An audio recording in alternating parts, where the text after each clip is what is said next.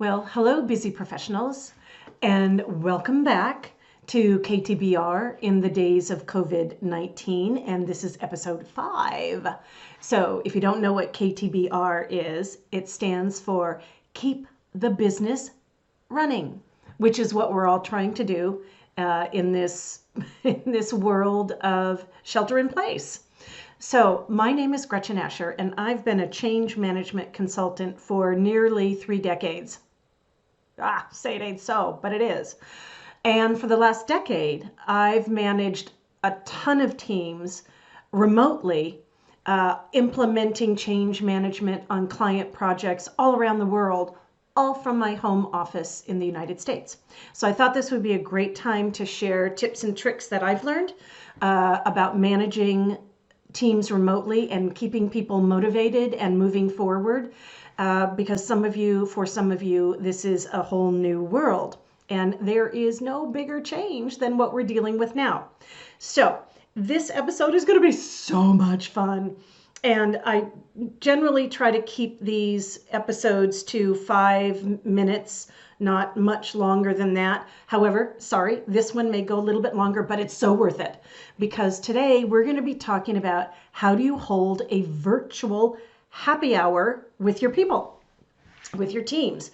And, there's a lot of stress right now. So we need to make sure we bring some fun into working remotely.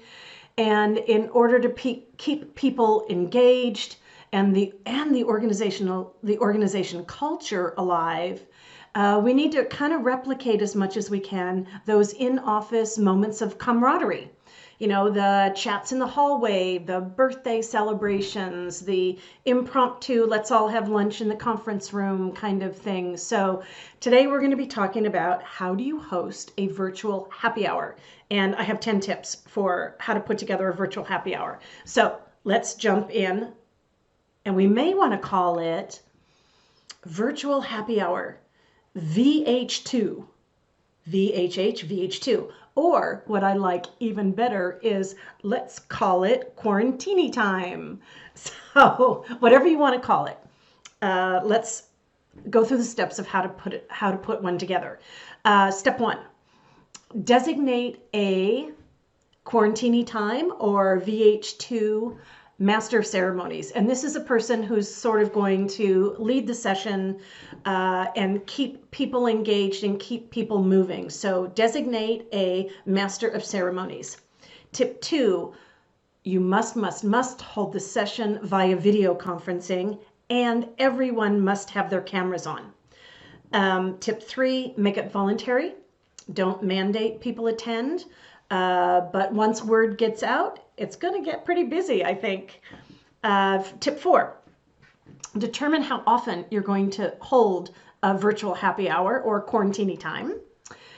Is it every Friday? Is it 2 Fridays a month? You decide and make that determination.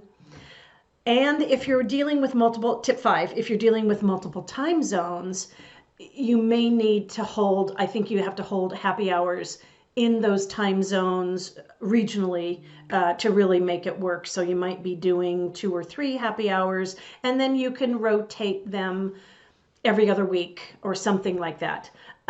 Tip 6, start the virtual happy hour before the end of the workday. Don't ask people to hang on after the end of the workday for something social unless you just can't do it any other way. And determine, do you want the happy hour to be 30 minutes, 45 minutes, an hour?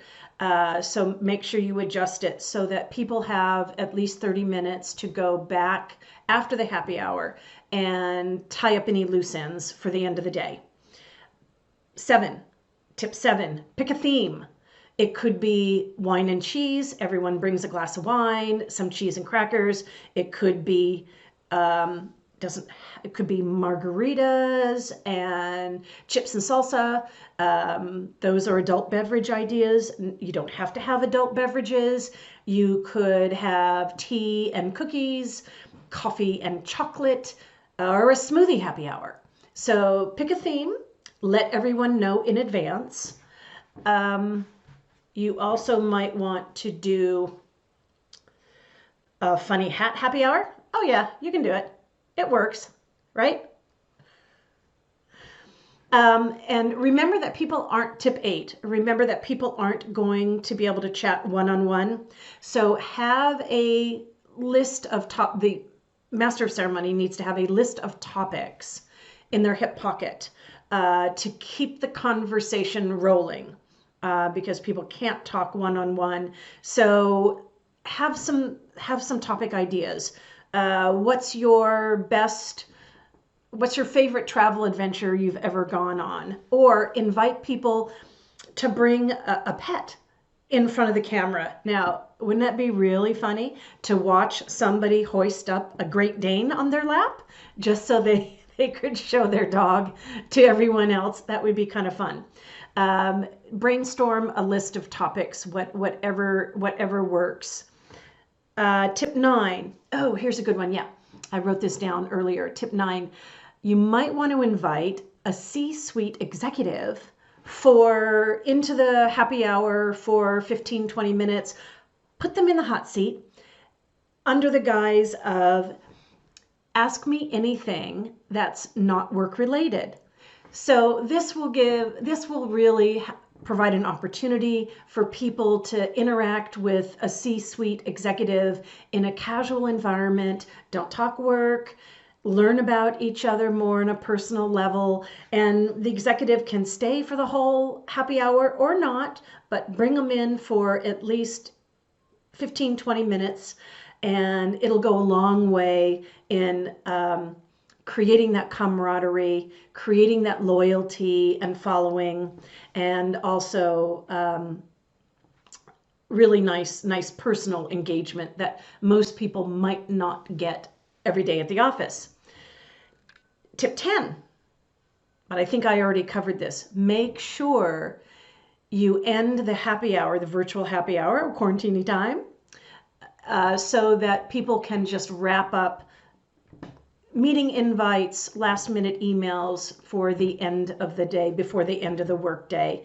And if you do this, it will go a very long way to encouraging goodwill, supporting your desire for engagement, taking people out of the stress of the isolation and the pressure of what we're all feeling right now. And it goes a long way toward continuing and extending that corporate culture and having people involved in that. And it can even help start to repair a corporate culture that might need a little repairing.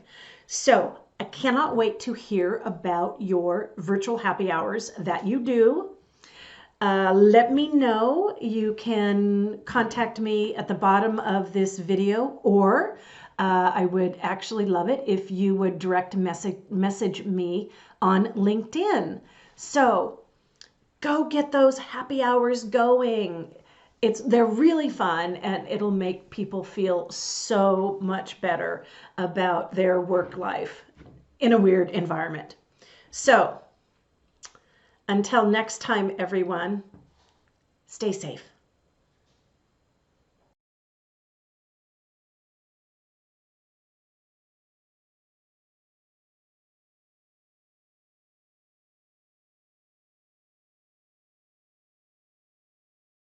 I am the Change Whisperer.